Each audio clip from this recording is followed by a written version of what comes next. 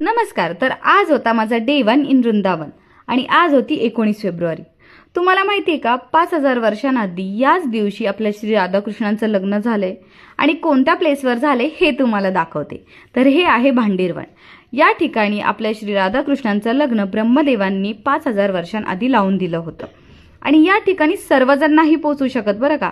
खूप लोक वृंदावन, मथुरा, बरसाना सर्व करून येतात, पण या प्लेसवर खूप कमी लोक पोहोचू शकतात. का?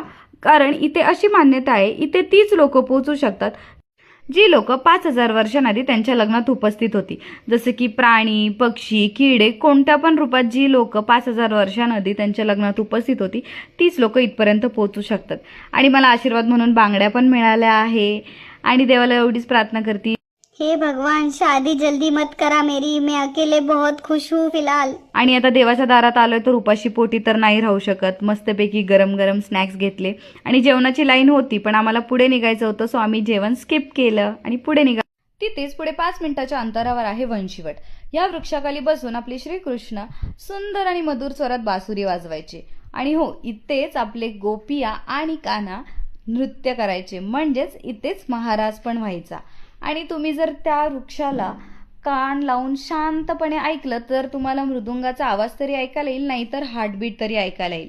मला ऍक्च्युली हार्टबीट ऐकायला आली आणि हे सगळ्यांना ऐकायला नाही येत बरं का. एकदा महाराज करता करता सर्वांना खूप तहान लागली. त्यावेळेस श्रीकृष्णांनी या कुंडाचा निर्माण केला, ज्यात आत आहे 5 कुंड. आता यानंतरचा पुढचा प्रवास पुढच्या पार्टमध्ये.